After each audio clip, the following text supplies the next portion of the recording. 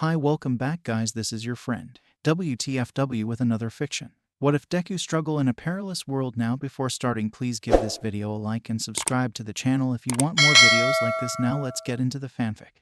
In the wake of the sports festival, the news might have focused a little less on the first-year competition than usual, and the public perception on social media was mixed at best. But between his fight with May being the most watched clip of the festival by a factor of 10 and the pile of internship letters that graced his desk, Izuku felt pleased with the results. Pleased, yet also uncertain, for all that his strategy of lying low worked to keep the HPSC off his back. Winning the festival with effectively both arms tied behind his back left a sour taste in his mouth. However, he felt he could do nothing about it, not without compromising his promise to be the greatest hero. Endeavor offered a terse letter claiming he'd show Izuku how to properly harness his power, to stand on equal footing with himself and All Might atop the ranking. Izuku didn't want to be as good as them. He wanted to be better. Hawks offered him an in with the HPSC, claiming he'd make top 5 a year out of high school and number 1 the moment All Might stepped down. He didn't need Nezu's eyes to read between the lines. The HPSC wanted him to be theirs, and since the stick didn't work, they resorted to a carrot. Izuku set Hawk's letter aside. Best Jeanist offered him advice on PR management. He pointed out Izuku's social media woes and possible ways he could cultivate a better public image. Ed Shot offered to show him how to better exercise restraint, to rescue civilians and apprehend villains with the absolute minimum effort required. Ryukyu offered advice on how to minimize collateral damage and civilian casualties, and Gang Orca offered his insight on living and thriving with a poor public image. Any one of those would have made excellent internships. They each offered a solution to the emotional backlash Izuku had encountered when he first demonstrated the full extent of his abilities. Yet, one offer stood out from the rest. It went against everything the old Izuku would have found comfortable. But it was a siren's call for the weather-worn soul that had sailed another world's oceans. It read, "You wussed out on the rest of the rounds, but you kicked ass against that giant robot. Give my place a visit, and I'll make you break your limits." Mirko had an early violent reputation of her own. After a mixed reception of fellow heroes criticizing her professionalism, civilians finding her attitude abrasive, and citations for excessive force, Mirko doubled down on her lone wolf persona and relentlessly hunted villains. Soon, her snark and brunt attitude became its own brand, and her success rate propelled her up the rankings. Her letter made Izuku realize he had been balancing fitting himself into the tight little box society wanted him in and his personal freedom.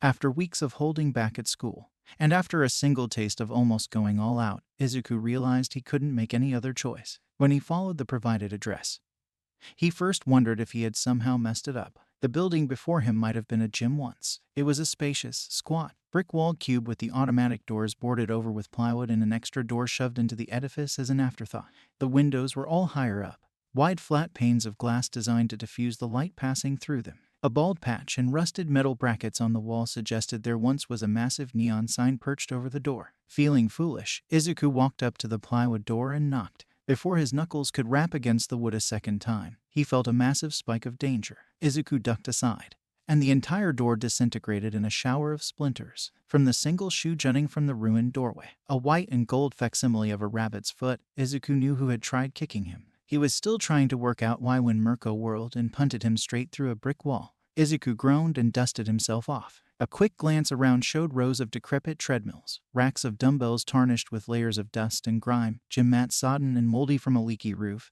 and a pile of construction supplies haphazardly shoved off to one side. In one corner, an old, but serviceable couch and a television set stood in stark contrast to the abandoned aesthetic, as though someone had hollowed out a hangout amidst the corpse of the gymnasium. A flickering shadow made him bolt away. Mirko's foot slammed into the floor with an earth-shaking boom. Izuku flung a lightning bolt, and to his shock, Mirko contemptuously batted it aside. "Come on, that all you got?" she bellowed. "Fight me." The challenge clicked in Izuku's head. As Mirko's foot whipped towards him, he braced himself and let it land. The kick rattled his bones, and he felt himself slide back half a foot. His own leg flashed up, his kicking range stretched by his devil fruit into a luminous arc. Mirko grunted, hopped back, and rubbed her shoulder. "Not bad, kid, but nobody outkicks the rabbit hero." Slipping into his pirate banter, Izuku shot back. "I dunno, I met this cook once that might give you a run for your money." "Oh really? Could that cook of yours do this?" Mirko bounced. No other word could properly encapsulate the way her body blurred into a white flash as she bounded to the roof, darted around the rafters, then shot towards the floor like a rocket hard enough to rattle the windows.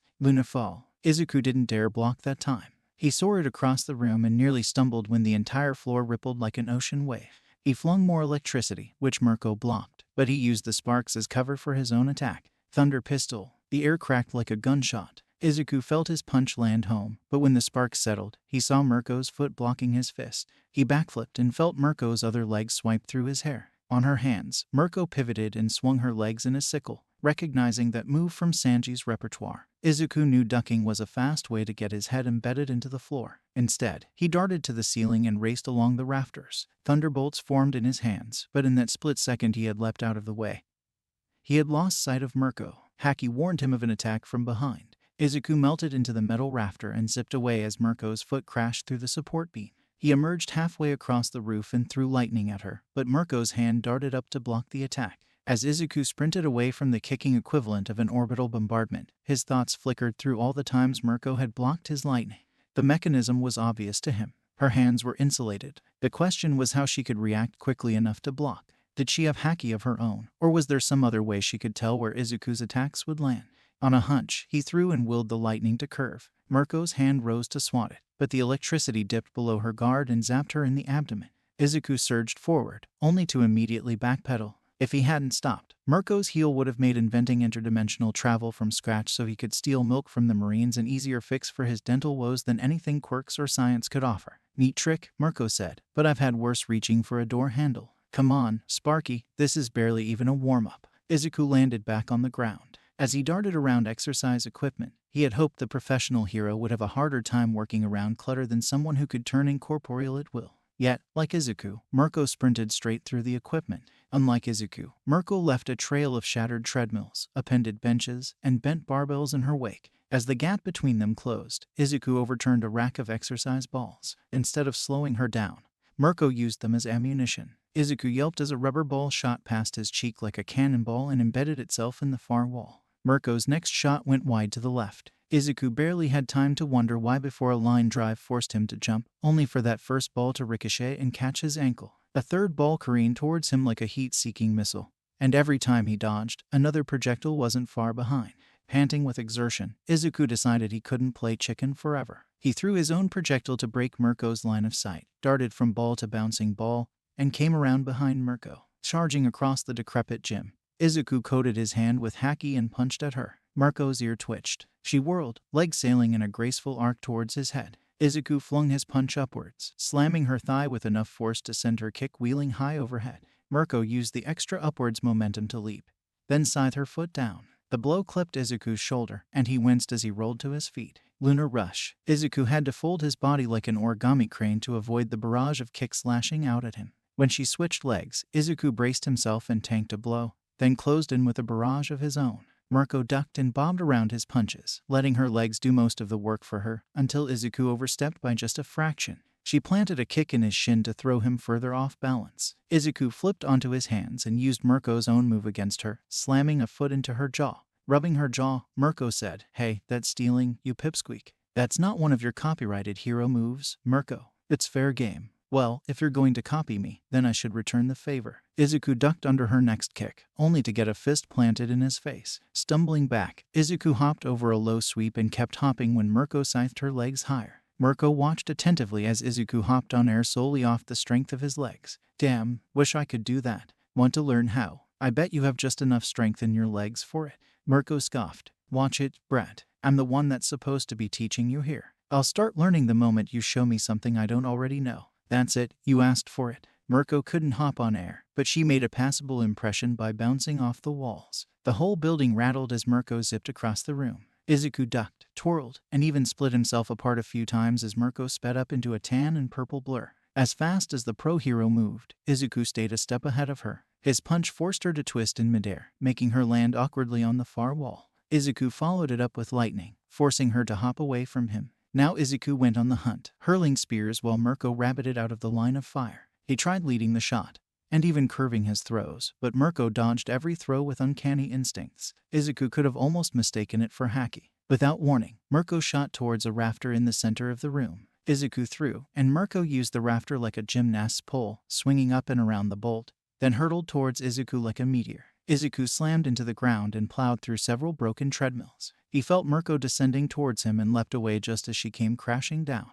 rising from the strewn wreckage like a fallen angel of war. Mirko rolled her neck until it popped and cracked her knuckles. Hey, kid, when are you going to stop holding back on me? Izuku flinched. I can't. I mean, you're one of the best pros in the country, but I don't know if you can take it. I've sparred with all might. Do you really think you're stronger than the number one? Or am I going to have to punt you through half the city before you quit treating me with the kitty gloves? I've killed people by accident before, Izuku admitted. I don't want to kill you, Mirko snorted. Kid, I've done the same. Kicked a man in the ribs so hard he pissed out his kidneys. Holding back is great and all. Don't want to get blood splatters all over that bright, shiny hero image Japan loves wanking off to. But in this line of work, lives are on the line. You need to go all out, and hesitating for even a split second can cost someone their life. The more practice you have with it, the easier it'll be. Izuku sighed. All right, I hope you're ready. Izuku didn't use Sora this time. He flew like lightning, flickering forward in a flash of sparks directly into Mirko's guard. The hero moved like molasses to his eyes, legs tensing, body flexing, preparing to absorb the blow she knew she had no hope of dodging.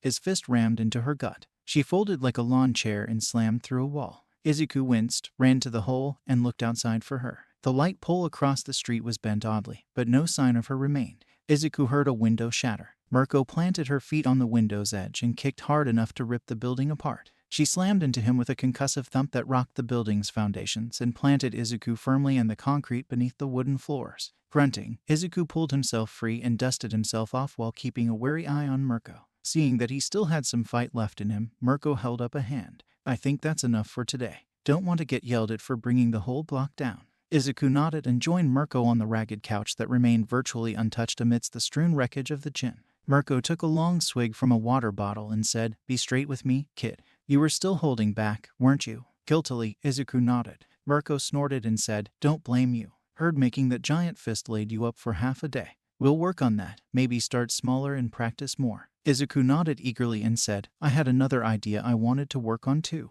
I've been trying to absorb ambient electricity and boost myself with it, but I have a hard time holding on to the extra power. Mirko grinned. Sounds like fun. I'll see if I can drag a power generator in here. We could also mooch off the power grid, but something tells me the HPSC would have a few words with me if we caused a blackout. Izuku's mood soured at the mention of the HPSC, but he shook it off. Instead, he asked, You really think I should get stronger? Of course. Wouldn't be much fun if you didn't, right? Izuku took a deep breath. He could almost taste the salt, feel the weathered wood beneath his feet and a sea breeze rushing past his face. It was as though he had forgotten how to breathe, and suddenly came back up for air. For weeks, he had bottled himself up, holding back all but the tiniest fraction of his strength, even as he felt rivers of power coursing all across the city, begging him to let loose and drink deeply of them. He had wondered if he was alone in his strength, marooned on an entire universe that would shatter at the lightest touch. Even the Nomu, for all its monstrous strength, couldn't withstand his full might. But Mirko, he might not have gone gear second, but that punch he threw had everything he could pack into it, and she still came back to kick his ass. His classmates were afraid of him, even the ones that tried to hide it, and the teachers all watched him like hawks. Even Nezu, for all that his unflinching gaze gave no hint of unease, cautioned him against displaying his power. Mirko took one look at what he could accomplish and wanted to see if he could do more. So, when do we get started? Tomorrow, Brett.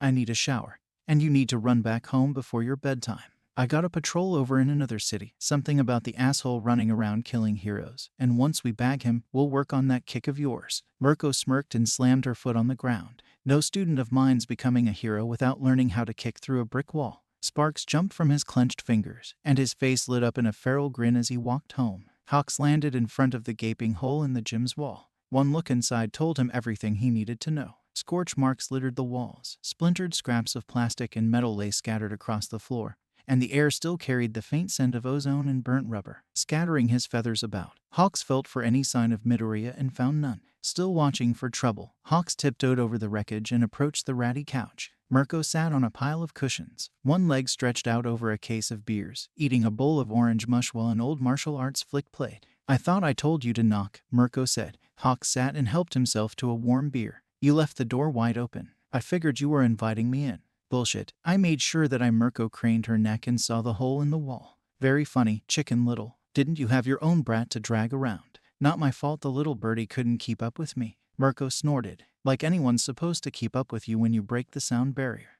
Getting ditched builds character. Just look at how I turned out. Not sure you're the best role model, Mr. Government Stooge. Some of us actually understand what teamwork is, Miss Lone Rabbit. For a moment, they sat in silence and watched the movie. Hawks rolled his eyes at the clumsy, over-the-top wire fu, with actors flailing around in the air like badly designed puppets. Mirko snorted when one finally landed a glancing blow and spooned more orange mash into her mouth. Hawks looked closer at the jar's label. "Are you eating baby food? It's cheaper than buying a blender," Mirko said. "Tastes like crap." She scraped out the bottom of the jar and cracked open a second one. "If your fights with that Midoriya kid keep ending up like this, that blender might be a good investment." Mirko muted the movie. "You know I hate all that HPSC politics bullshit. It might have come up once or twice." Mirko slapped him with the spoon. Hawks scrubbed it off his shirt and winced at the orange stain it left. "Consider it a mark of how batshit crazy I think they've gone when I say that the stunt they pulled with the festival was a load of crap. Yeah, not one of their finer moments. The guy who suggested pitting him against Hatsume got fired. Oh great, it's even worse than I imagined. They fixed the randomized fights. They're always randomized. Or do you really think the rat would leave something so important to chance? The HPSC simply decided they wanted a turn at the wheel this year. Yeah, because they felt like murdering that kid's career in the cradle. The kid's dangerous." Mirko kicked down. Beer cans went skittering across the floor, and the table shattered with a loud crash. "I'm dangerous. You're dangerous. That sweet old lady who asked me for baby pictures at the checkout aisle could twist people into a pretzel with her mind for all I know. Newsflash, Chicken Little. We're all fucking dangerous. If the HPSC's gonna freak out over everyone who could possibly be dangerous, then they don't have any business running this country. Midoriya is a bit more dangerous than some old granny, Mirko. And worse, Nezu's making the HPSC antsy with how he's been hiding it. He already has more power than he should, and less oversight. Probably he knows goddamn well the HPSC would either throw Izuku in Tartarus or give him a job. Hard to say which would be worse. Look, I'm not happy with this either, but either I give them the information they want, or they'll have to resort to other methods. They don't have to do anything. In fact, if they could stop doing anything and mind their own fucking business, that would be great." Hawks gave her a flat look. "Rumi." Mirko gave him an ugly glare, but Hawks refused to look away. He needed her to realize how serious the situation was, especially since any of the HPSC's more drastic methods would most likely happen under her watch. Last thing they needed was a top 10 hero pulling a Nagant. Whatever Mirko read on her face made her shake her head. "That bad? Huh. Alright, you win. Just realize I had to push the kid into doing this much." Before Hawks could ask what she meant, she rolled up her shirt. Her entire abdomen was a giant purple bruise, with a fist printed in burnt skin right above her left kidney. "Mirko, you need a hospital. Relax, I've had worse stubbing my toe. Nothing's broken and I'm not pissing blood. You realize that does nothing to calm me down, right?" "I know. And this was after I tried to block it with my leg." She rolled back her tights, exposing more bruised skin all along her knee. That made a chill run down Hawk's spine. She had deflected the equivalent of an artillery shell with her leg. Midoriya doing that kind of damage put him near All Might's level. Or maybe even on it. "Mirko, I need to hear you tell me right now that you're planning to teach the kid to put a tight leash on his string." "Kid's already got that. There'd be a lot of dead kids at that school if he didn't."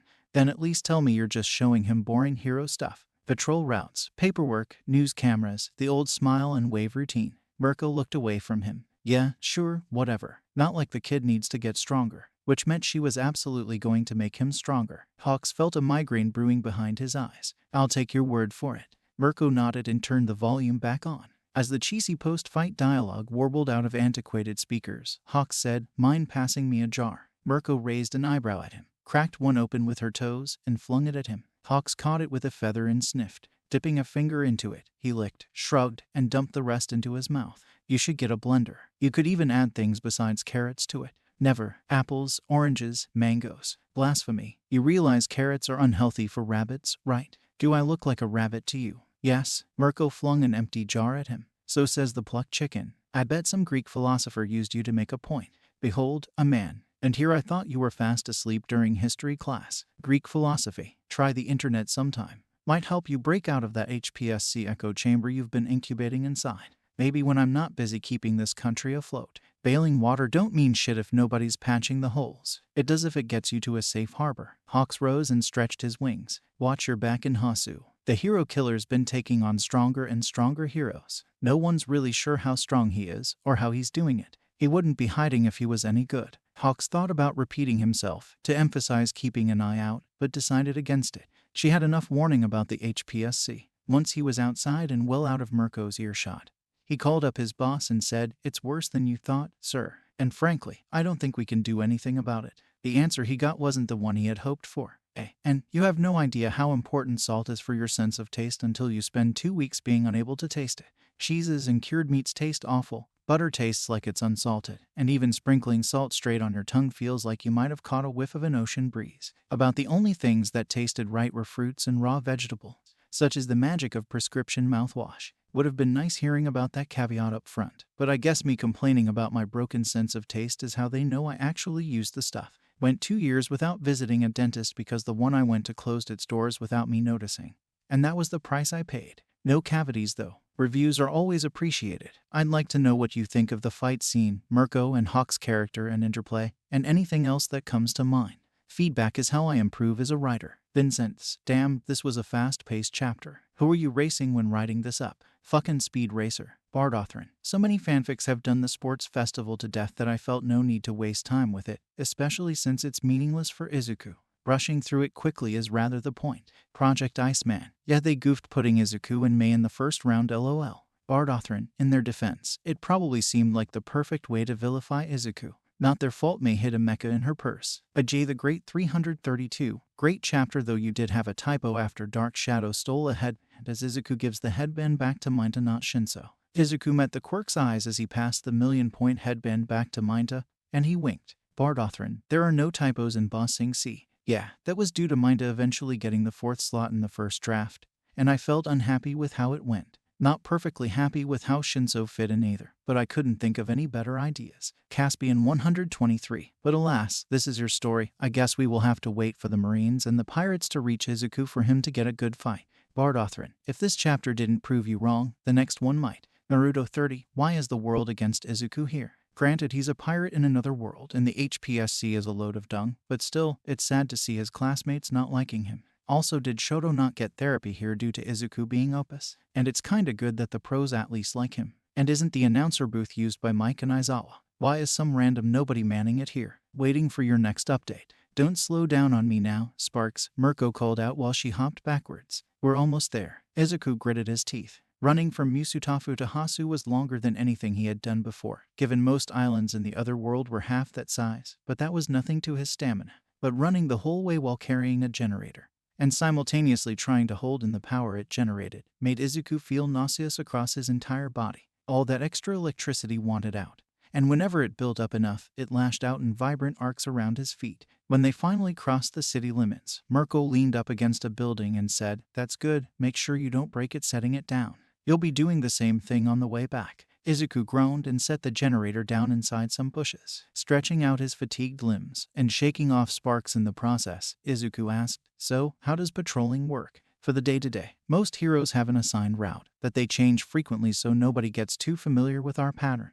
I can't be bothered with that, because they refuse to plot a route that really lets me stretch my legs. And for a situation like this one, Mirko held up a sheet of paper, overlapping patrol routes, circling around the city and identifying any possible hiding spots and ambushes. Mirko ripped hers up. Definitely not sticking to that. Why not? No one knows how this Stain guy gets away with so much. It's possible he has an inside man feeding him information on people's quirks and patrol routes. So, if we're not going to do that, then what's our plan? Mirko shrugged. Hop around, get you some Parker training, and run towards anything suspicious that we see or hear. Off in the distance, a loud explosion and people screaming dimly sounded from inside the city. Like that? Izuku asked. Mirko was already gone. Cursing under his breath, Izuku zipped forward. He arrived just in time to see Mirko plunge from the sky like a spear and flatten a Nomu into the street. When it twitched and started rising, Mirko caved its head in for good measure. "This thing gave you trouble at the USJ. I barely worked up a sweat. I think this one's different."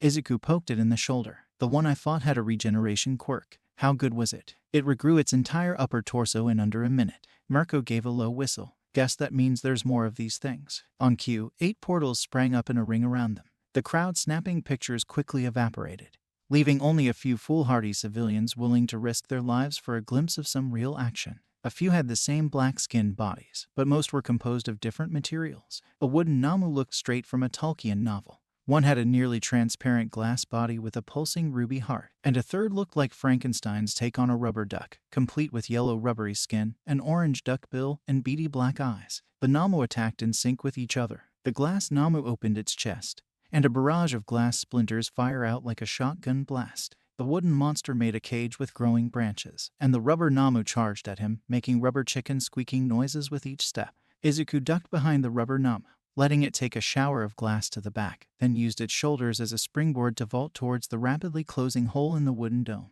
Once he's free, Izuku slams on top of the glass Nomu and shatters it like a vase. The ruby crystal pulsed. The glass shards melted and ran in tiny rivers towards it. Izuku pounced at the obvious weakness, but the wooden Nomu flung an entire tree trunk at him, forcing Izuku to jump out of reach as the glass monster reformed itself. Izuku flung lightning at both Nomu. The glass one came away unscathed, with sparks rippling across its surface like a plasma globe.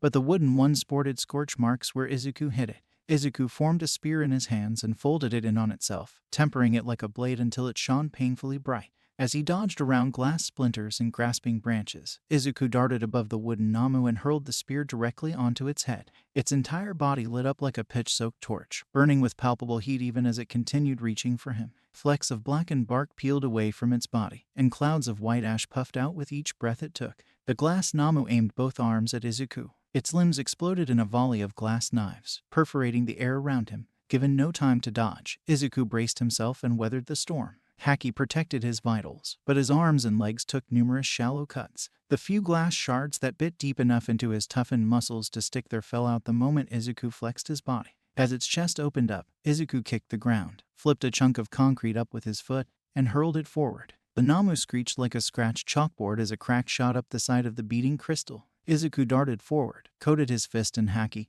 and punched straight through its body. The color bled out of the crimson crystal, and the Nomu shattered into a blinding cloud of glass dust. Hearing little toots puffing from behind him, Izuku ducked, turned, and planted his fist deep into the rubber Nomu's belly. It let out a long, rubbery shriek, yet despite how much its chest caved inwards, neither its feet nor its head moved an inch. Then its body rubber banded back into place, flinging Izuku's arm behind his back. The Nomu swiped at him, and Izuku leapt backwards. He flung more electricity, but the Nomu seemed unfazed by the electricity, leaving molten lines across its body. Izuku cracked his knuckles. "You're out of luck, you ugly duckling. Luffy's way better with his rubber quirk than you'll ever be." Izuku threw punch after punch, sharp smacks of fist meeting rubber, punctuated by shrill squeaks from the Nomu's rubber beak, drowned out the background din of smashed windows and people screaming. Izuku fell into a rhythm, throwing brutal haymakers and dipping aside before the Nomu could hit him. Each squeak felt viscerally satisfying, like popping bubble wrap, and Izuku started smiling despite himself. "Hey, this is actually pretty fun. Mirko, why don't you try giving this a?" A rubber fist embedded itself in Izuku's face. Luckily for Izuku, he had plenty of practice dealing with rubber fists to the face. Izuku snarled, "That's it, playtime's over." He grabbed the Nomu's wrist, jeppoed into the air, and with a mighty yell, flung the Nomu into the ground. The Nomu flattened and let out a deafening squeak. When it bounced back up, it disappeared into the clouds. I'll have to remember that trick with Luffy. If you're done sightseeing," Mirko huffed while she sidestepped a Nomu's punch. "Mind taking one of these off my hands?" She swept one off its feet with a low, sweeping kick, and Izuku pounced on the opportunity. He buried it in the street with a punch to the face and fried it for good measure. Once he made sure it wouldn't break out, he found Mirko kicking the last Nomu into a bloody pulp. Mirko grimaced at the mess the Nomu made on her costume. "Great, I just got this one last week." She wiped as much off on a fallen Nomu as she could manage and turned to survey the others. "Wood, glass, and rubber all dropped on our heads the moment we take out a Nomu. Those are some oddly specific choices of monster design." Izuku nodded. "What should I do? If I had to guess, they're testing your quirk. The smart thing to do would be to keep your head down and try not to show off too much." Izuku looked around. A lot of the fighting happened in open areas, on wide streets and at intersections. Narrow, dimly lit alleyways crisscrossed the city. "Should we split up?" Izuku asked. "I can slip through the alleyways and avoid them. If you're fighting somewhere in the open, they'll think I'm nearby. Nezu and the HPSC would both kill me if I let you go unsupervised." With a wink, she said, "That's why it'll be our little secret." Sharing a smile with her, Izuku raced off into the nearest alleyway. He slunk through shadows and crept through open windows, using everything he learned avoiding Marines and unfriendly pirates to infiltrate his way deeper in the city. Wherever he heard nearby signs of fighting, he found people huddling in closets and hiding under beds, and he guided them towards safer areas. A few times, a shadow sprang up in his path and spewed out a Nomu. The first few he simply ran away from, but the third had a magnetism quirk that latched onto Izuku's body.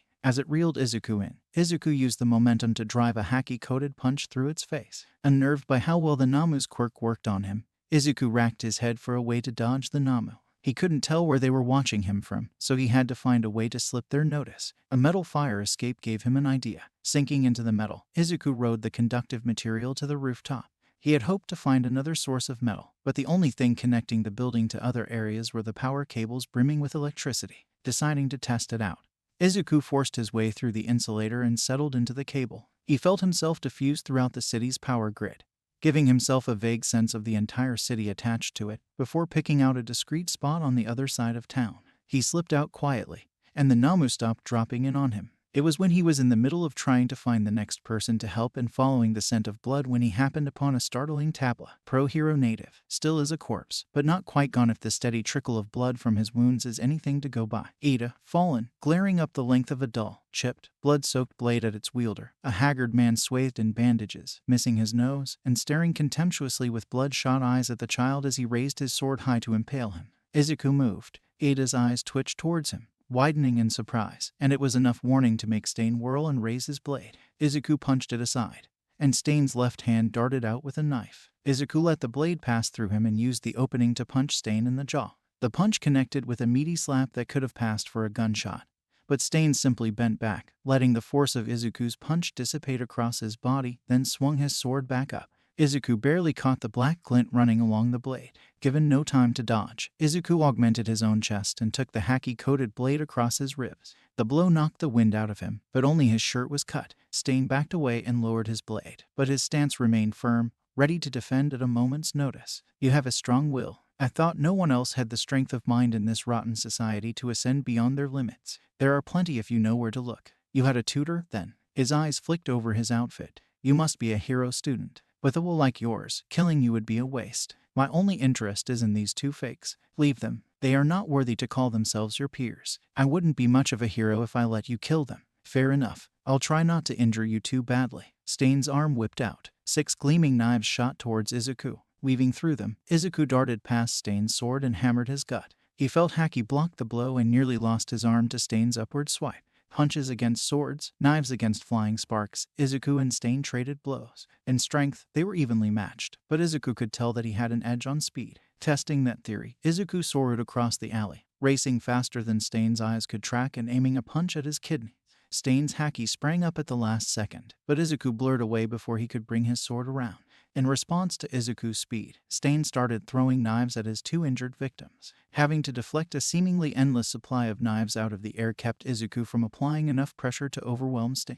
As the fight progressed, Izuku analyzed the situation. He needed to get Native and Ida out of harm's way, but if he tried to collect one, Stain would kill the other. He could try calling someone else, but the only person he could reach who could hold their own against Stain was Mirko, and if she joined back up with him, the Nomu might appear again. Time was running out. Neither Native nor Ida showed any signs of getting up. He had no way of calling anyone he could trust against Stain without adding Nomu into the mix. Whatever he did, he needed it fast. And now, the alley was bereft of cables, but Izuku could feel the power lines crossing the streets all around him. He reached out, but instead of pulling himself along for the ride, he made the current come to him. Electricity burst out of their insulative casings and shoved their way inside Izuku. He felt as though he were a water balloon, filled to the point where the plastic was nearly colorless from being stretched so thin and fit to burst at the lightest touch. Stain didn't remain idle. In the fraction of a second it took for the lightning to make Izuku balloon outward, he drew a brace of knives and threw them, some at Ida, some at Native, and some at Izuku himself. Those knives made Izuku focus. He shoved all that power into a tight, dense ball and lashed out.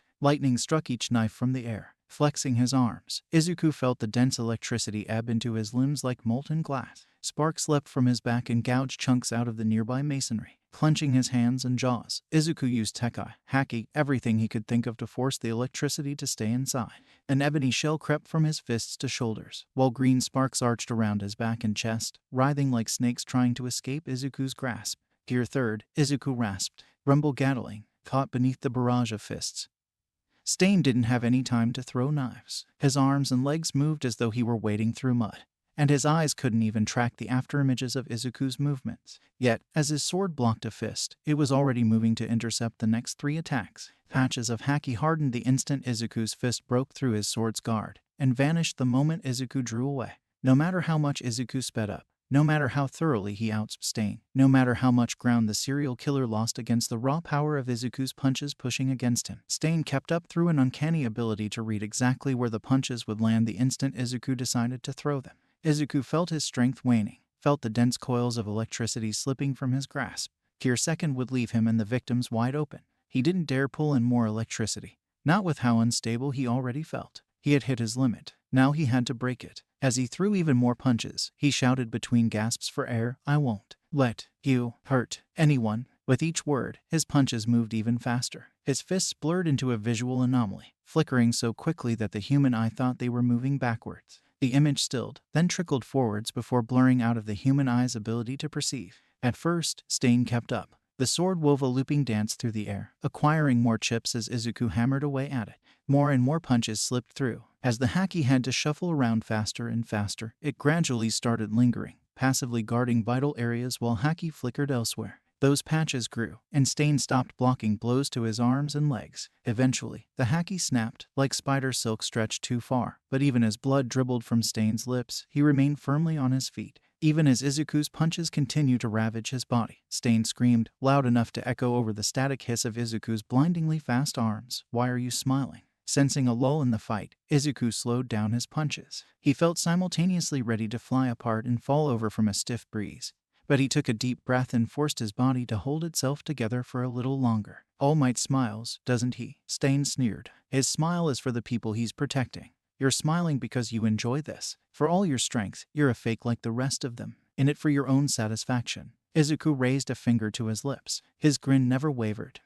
Guess it's because you're someone I can fully cut loose against. I couldn't even go all out against Mirko. She's trying to hide it, but I can tell she's still recovering from that punch I hit her with. So what? You just want free license to use your power however you want. A hero without restraint is just a rabid dog on a leash. Endeavor, Ryukyu, Gang Orca, they're all glorified for crushing lesser men beneath their feet. That's not the kind of hero this world needs. Izuku felt his vision blurring. Breathing evenly, Izuku fought back the urge to vomit and tried to find a way to end the fight. "I don't care what you think. I'll do it anyway." Izuku drew himself up, trying to continue the conversation while he funneled more power into his arm. Stain would likely cut him, but an arm was a small price to pay for saving Ida and Native. "I will become the next #1 hero, and I will save as many people as I can." Stain spat blood. "You're not worthy of his mantle. Neither are you." Izuku's arm ballooned in size. It filled the entire narrow alleyway, and Izuku had to lean carefully to keep it from crushing the wounded heroes. It leaked electricity like a sieve, but Izuku kept pushing more, and as he planted his feet for a punch, Gear Second, Thor's Conqueror's haki slammed into Izuku like a sledgehammer. His concentration slipped, and the skin of his arm burst apart as the power rushed out of it, cradling his wounded arm and fighting to keep his eyes open.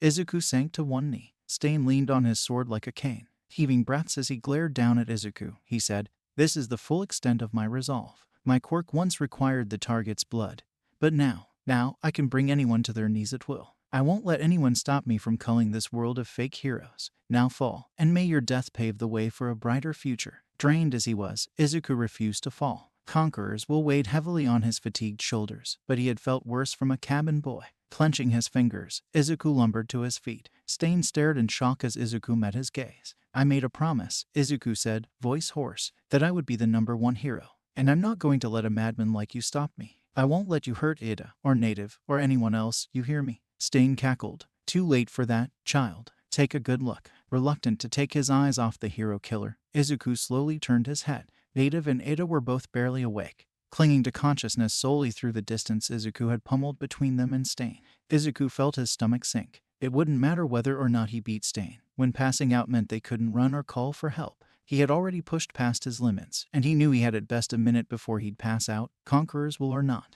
"I'm impressed. Every other hero I've used this on dropped within a second." Stain let his sword drag along the pavement as he walked forward. "But that doesn't change the fact that you're a fake. No way am I letting an arrogant, power-hungry brat like you take All Might's place." Now, fall. The weight on his shoulders intensified the closer Stain drew. Izuku could feel the palpable weight of the killer's malice, his hatred and contempt, the literal thirst for blood scratching at the back of his throat. As death walked towards him, Izuku remembered the other times he faced mortal peril, Whitebeard's Naginata descending like an executioner's axe, Shiki the Golden Lion and his pirate crew, Kizaru and the Marines. He remembered his promise, shouted over the wind as a maelstrom of lightning carried him home. He remembered his friends, Roger and his crew, Luffy and the other Straw Hats, and May, with him for the entire journey and beyond. He would not fall, he would not surrender, and he would not let anyone die. Izuku felt something within him snap, like the first bolt of a thunderstorm. Stain's haki faltered as Izuku shoved it away with his own will. I will not. Izuku dimly recognized that the crackling veil encircling him was his own conqueror's haki.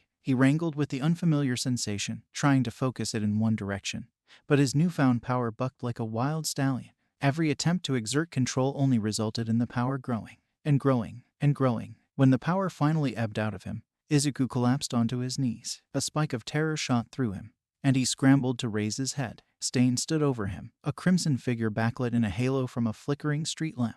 Izuku smothered a cry of despair in his throat and tried to summon more lightning. But his body was spent, and the power coursing through the city resisted his pull. As the seconds stretched by, Izuku realized Stain wasn't moving. His eyes were rolled back, and his body swayed slightly in the wind. Izuku chuckled weakly. I did it. Ida and Native or Izuku's mirth died away. Ida, Native. Izuku dragged his body around. Ida and Native were both on the ground, unconscious, and though there was barely half an alley between them, they may as well have been in another world for all Izuku was able to reach them. His legs refused to move, and he only made it a few feet before his arms gave out. As he lay there, Izuku heard the telltale hum of a portal opening. A Nomu swooped down from the sky and grabbed him by the shirt. Izuku dimly realized that his fight with Stain had gotten the League's attention, and they had waited until the fight was over to swoop in and take him. With the last of his strength, Izuku gathered a few feeble sparks and stabbed them like a dagger into one of the Nomu's eyes. It barely twitched as the organ ruptured and continued flying half-blind. As Izuku's eyes started to close, the last thing he saw was a chipped blade plummeting through the Nomu's neck. When Izuku drifted back into consciousness, he kept his eyes closed and his body limp, casting his senses out. Izuku felt the electric thrum of medical devices surrounding him. Further out, he felt an adjacent bed in the room, and more rooms throughout the hospital. He could make out individual people by the phones in their pockets, patrolling the rooms or waiting outside. Assured that he wasn't in immediate danger, Izuku looked around. Ida was in the other bed, staring blankly at the television as a news reporter gave casualty reports for the Hosu incident. When Izuku shifted, making a rustling noise with his blanket, Ida glared at him. Why do you and Stain have the same quirk? For a moment, Izuku had no idea what he was talking about. When he realized it, Izuku made a fist. A black haki shell fitfully flickered into place over his knuckles. You mean this? Yes, that? Are you related to him somehow? Having already tried explaining haki and having it fall on deaf ears, Izuku instead said, if he is, I don't know about it. As if the conversation sapped the strength from him, Ida flopped back onto his pillow. Why did you interfere? I was going to avenge my brother. For what? When Ida refused to answer, Izuku puzzled it over. The hero killer, Ida's quirk. Feeling for his phone, Izuku tried to look it up, only to find his phone fried. The battery had burst open, and only a molten glob of its outer shell remained. Is your brother ingenium? Ida remained silent, but the rustling of his bedsheets as Ida strangled them in his hands gave Izuku all the answer he needed. Outside the room, Izuku heard a nurse say, Excuse me, sirs, but the patients are not allowed visitors at this time. Please step aside. It is a matter of national security. The nurse evidently let them through, as a moment later, the chief of police, an HPSC representative, and Hawks all entered the room. Izuku reached for power, and though his own reserves ran dry, he stealthily siphoned power from the hospital's electric grid. Most people didn't notice the subtle flicker of the lights, but Hawk's eyes darted from the ceiling to Izuku, and a few of his feathers slipped into corners of the room, like knives hidden up a sleeve. Our apologies for intruding upon your recovery time, the dog-faced chief said, but events surrounding the Hosu incident require immediate discussion. Both of you used your quirks against a villain in violation of your status as interns. Izuku, your mentor claims that she gave you permission, but she lacked the authority to do so. Izuku tried to keep the surprise off his face. Mirko never said anything about it, so he could only assume she was covering for him. I only did so in the absence of other options that would save lives, he said, deliberately not lying. The chief nodded. Ada, your mentor claims you actively disobeyed orders and ran away during an emergency. Do you have anything to say to clarify the situation? Ada's face reddened, and he looked away. No, sir. The representative cleared her throat. We do not have the right to dictate whether or not you are expelled from UA. That decision ultimately rests with the school itself. However, we do have the right to file criminal charges against you for vigilantism and unlicensed quirk usage. Before Izuku could formulate a response, the representative said, in light of the recent tragedy, however, we will overlook your indiscretions. Ada, given your family's circumstances and your own actions, we are mandating therapy sessions as a requirement for your continued internship and work studies. We will not be so forgiving of any future lapses in judgment.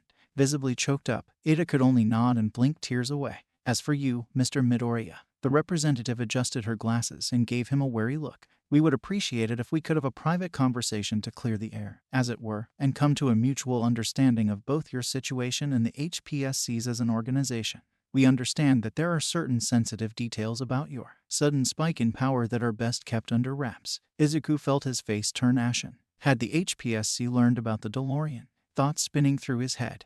Izuku numbly nodded and allowed the representative and Hawks to lead him to a private waiting room. Hawks checked the walls and vents for bugs. With a quick nod, he went to wait outside while the representative laid out a manila folder. First, on behalf of the HPSC, I would like to apologize. The representative let her words hang in the air. We have long-standing grievances against Principal Nezu, as over the past couple decades, he has leveraged the influence of his former students, most notably All Might, to expand the influence of his school beyond what it would typically have, purporting himself and his institution as the foundation of heroism. He has amassed a large following of schools and hero agencies throughout Japan, and he puts a lot of pressure on the Japanese government to lessen regulations on hero agencies, provide grants to private rescue and underground teams, and give the schools greater freedom to work directly with heroes. All of these he can claim as beneficial for Japan, but they also expand his own influence at the expense of the HPSC. Izuku drummed his fingers on the table, trying to follow along, but having no idea what point the representative was trying to make. What does this have to do with me? Well, she said, you fell out of the sky, displayed a very powerful quirk not listed on your medical records, and were taken in by the police. Within an hour, Nezu arrived personally at the station with updated quirk registry forms and whisked you out of there before our organization had the opportunity to speak with you. The representative brushed silver hair out of her eyes. There are many within our organization who feared that Nezu planned to raise you as the next All Might, which you didn't want because it would make you even more powerful. The light flickered across her eyes before she smoothly hid it. Precisely. And well, with the state of Japan at the time and no credible threats requiring another hero of All Might's caliber, it was decided that a hero as volatile as you would cause the hero industry to stagnate. And that's why the news focused so much on the villain deaths at the USJ and criticized UA for a lack of security. And why you co-opted the sports festival and tried to have your own announcers worsen my reputation. Izuku watched her closely, expecting a wince or other sign of weakness, but to her credit, she remained perfectly smooth-faced as she said, rest assured, the individuals that had pushed for such heavy-handed methods have either been demoted or removed from the HPSC entirely. But there's nothing stopping you from doing the same thing again, is there? After the Hosu disaster, we can no longer afford to. With All Might's condition, we need a new pillar that can measure up to the threat we face. What about Endeavor or Hawks? The representative studied him closely. All Might never told you, did he? Izuku forcibly kept the confusion from his face and asked, told me about what? Instead of answering, she opened a folder on the table. You have every right to know, but I'm afraid I cannot tell you more without you signing an NDA. It is a matter of national security. And what's stopping me from asking All Might about it? The representative hesitated. With a sigh, she snapped the folder shut and tucked it away. I suppose you'll hear about this anyways, one way or another. Clearing her throat, she said, since the dawn of quirks, there has been a villain with the power to take quirks and use them for himself. That villain's name is All for One. She said the name as though she expected it to mean something to Izuku. Not knowing how to respond to it, he simply waited for her to keep talking. I'm sure you can understand how serious of a threat they posed. Any quirk used against him can be taken. Hundreds of heroes fell against him. Their powers used to hunt their comrades. He stole longevity and healing quirks, gave quirks away to create loyal followers, and set himself as the king of Japan's criminal underworld.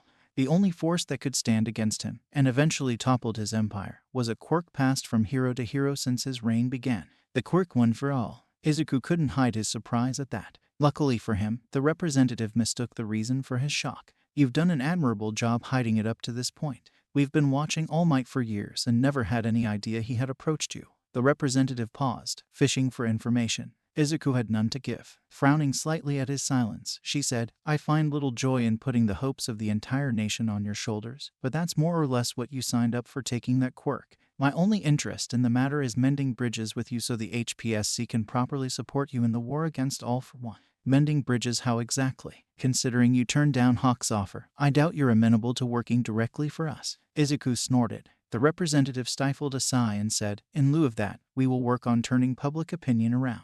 Sir Night-Eye is investigating a Yakuza group. We'll have you assigned to the task force, give the team more resources, and have the matter wrapped up before summer starts. Their leader is highly dangerous, but given your quirk, you won't have any problem with him. Izuku thought back to the bounties of the other world.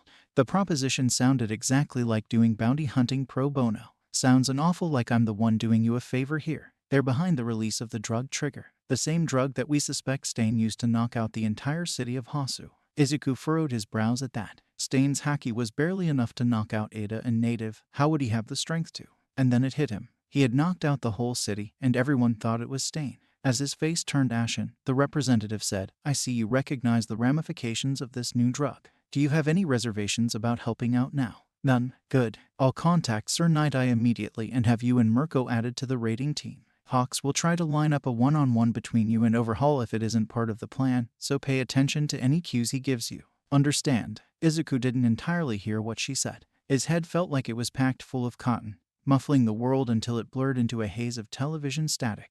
The representative called his name, and he heard it distantly, like he was far, far below the ocean waves. I think I should go back to sleep, Izuku said, mind and body operating on autopilot as the full ramifications of causing, even indirectly, the deaths of a few hundred people. Maybe he would wake up and it was all a dream. Or maybe he would wake back up in the other world and find the DeLorean sunken beneath the waves, or destroyed by Kizaru, or... Dimly, Izuku realized his head sank into a pillow. Despite the sheer exhaustion Izuku felt at that moment, his eyes refused to drift close. He remembered all the people he saved during the Hosu attack. Did they make it out? Did his haki kill anyone? When Izuku snapped back to reality, sometime later, he wasn't sure if he had drifted off to sleep or simply stared at the ceiling until his brain rebooted.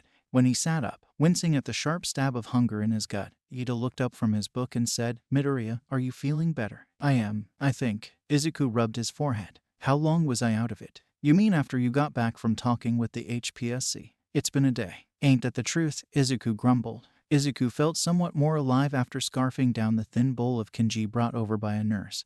But all the meager fare does is provide context for exactly how much food it'll take to satisfy his stomach. Hey Ada, mind apologizing to the nurse for me? I'm going to get a bit of air. Wait, Midoriya. As weak as Izuku felt, he slipped through the hospital with barely a sound, using Soro and Jeppo to fly past the patients and hospital staff like a spring breeze. He was already out the front doors before the doctor on the 4th floor could shout for him to stop. Izuku checked his pockets, which were empty. That left him with the option of heading home or filching food from UA. Part of him yearned to go back home, but knowing what happened at Hosu, he couldn't quite bring himself to face his mother yet. That, and he needed to have a word with Nezu.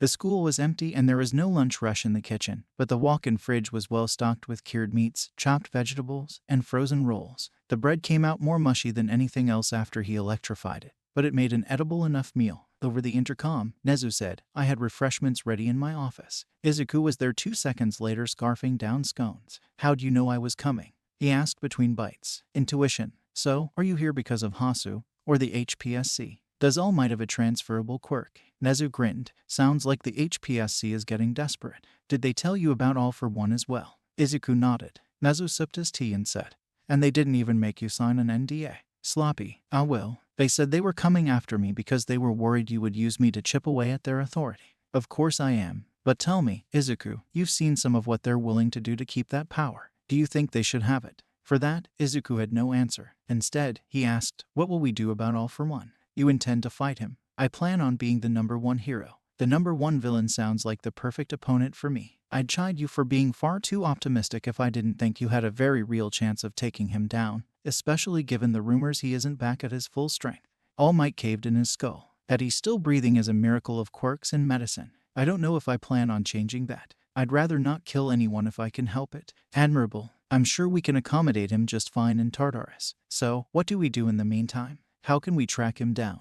The easiest method would be identifying the mole amongst your classmates. Izuku felt a lump in his throat. You think someone helped them with the USJ attack? Undoubtedly. All Might's presence at UA was a recent change and closely held secret. Yet, on the 3rd day of class, the villains used a media scramble to break into the school and acquire the itinerary for the rescue training. Incidentally, it was the day after your class and 1B had their first lecture with him. While I admit it would be possible that the staff could have leaked this information, They could have just as easily furnished the itinerary to the villains without the risk of a break-in.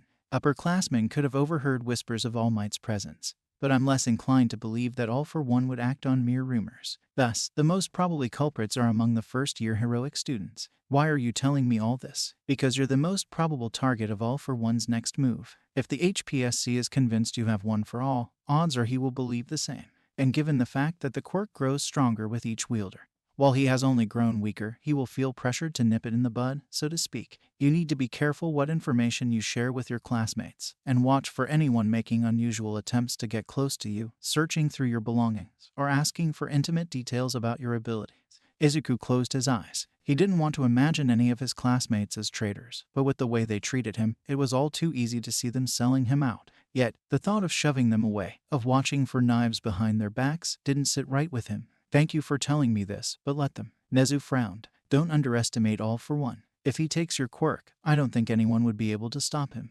Izuku grinned, and Nezu froze, like a rodent before the gaze of a hawk. The electricity crackled around him as he said, I'd like to see him try. Mei stood tense, hunched over a thin spiral shell of carbon fiber. Her eyes twitched, the reticules in her corneas twisting slowly as she brought the artificial dial into closer and closer focus. Every microscopic imperfection in the metal lay bare before her gaze. And with the subtlest brushes of the soldering iron, she nudged individual atoms into place. Her eyes itched from pushing her quirk so far, but she worked through the pain. The first few explosions were a lot of fun, especially the one where a scrap of shell punched through Power Loader's helmet and shaved a strip down his scalp. But between the hundreds of failures littering her scrap box and her dwindling supply of dials from another world, Mei rolled up her sleeves and set about doing everything perfectly. And apparently, when it came to dials, perfection went down to the atomic level. Satisfied that she had made as perfect a copy of a flame dial as humanly possible, Mei set down the soldering iron, wiped the sweat off her brow, and took her newest baby over to the bomb room.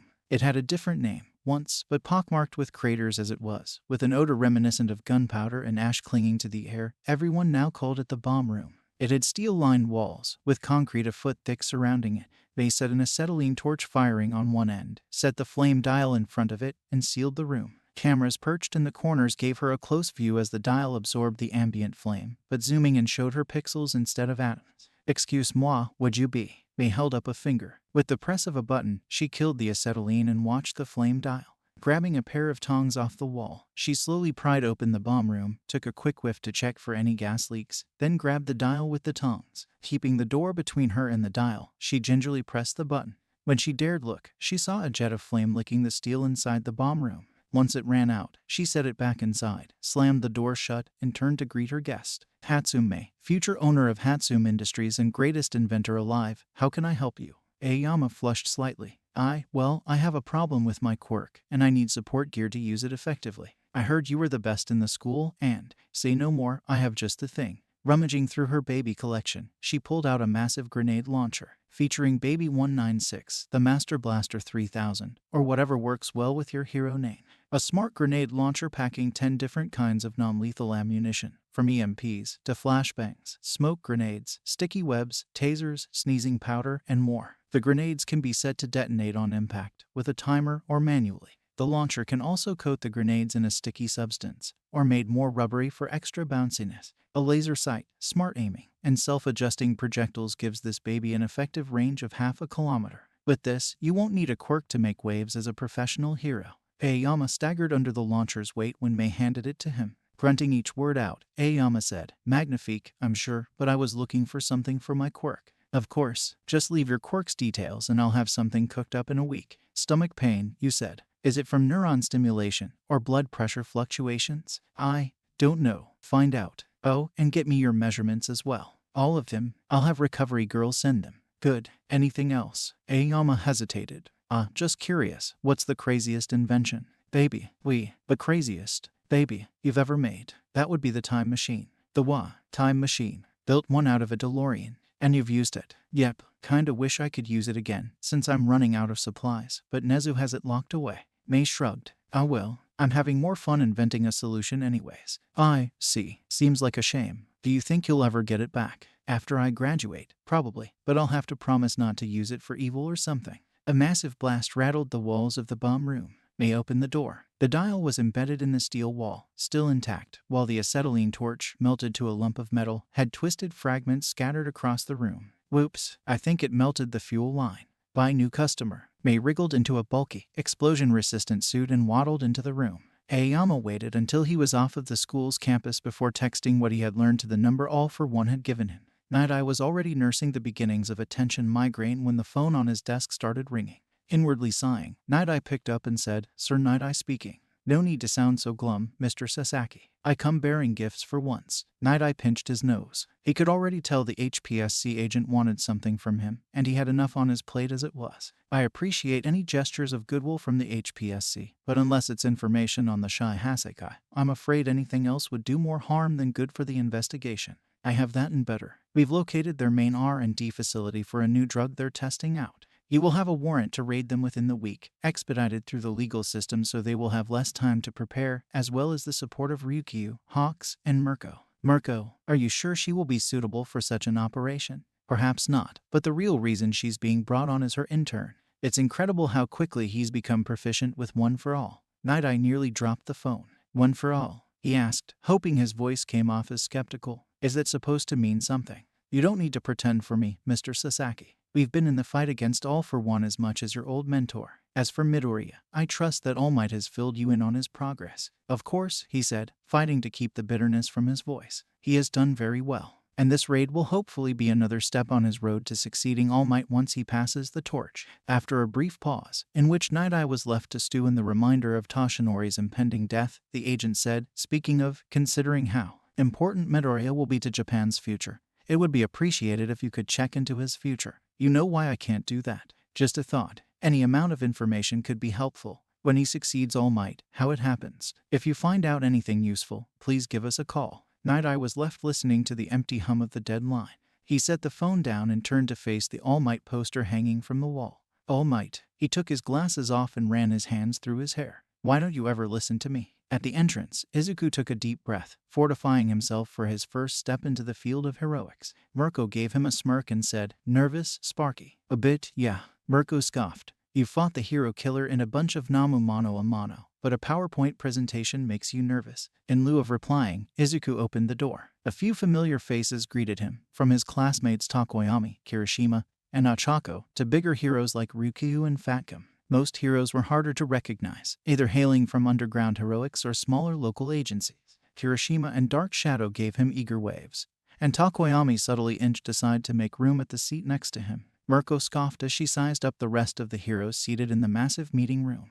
"What a mess. I swear, half this team's thrown together with whatever the HPSC could scrape off the bottom of the barrel." One of the heroes, overhearing her, turned and glared at her. "You're welcome to leave, if you're not going to take this seriously." Mirko made a show of mulling it over. "Nah, someone's gotta show you how it's done." "I sincerely hope not." Hawk strolled in, wings fan wide, with a bucket of chicken tucked under one arm. "I'd hate to see any other heroes following your less than personable example. Better that than all of them bending over and taking it like a good little government stooge." Sensing the hostility in the room mounting and wanting nothing to do with it, Izuku said, "You're here because the HPSC asked you to.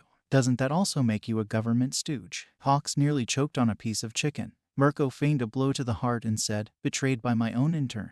No wonder why I've never taken on any brats before." A heavy slap of papers hitting the podium up front drew every set of eyes towards Sir Night-Eye. The precognitive hero gave Mirko and Hawks an exhausted glower and said, "Seeing that we are already past the meeting's starting time, I would appreciate it if you would all be seated and silent. Hold all questions until the end." As Sir Night-Eye went over the gnome layout of the Shy Hasekai base, their operations, and their personnel, Izuku took careful notes, memorizing every detail. He felt jumpy and tense, excited and nervous for his first real mission as a hero. Each of them had a role, from Ryukyu covering the exit, to Hawks intercepting any runners and Mirko acting as a human wrecking ball. Izuku felt his own stomach twist when it was revealed he would be spearheading the operation, charging forward until he found Overhaul and took him out. The intangibility their quirks provide make Viridian and Lemillion both ideal for confronting Overhaul, as his quirk requires physical contact.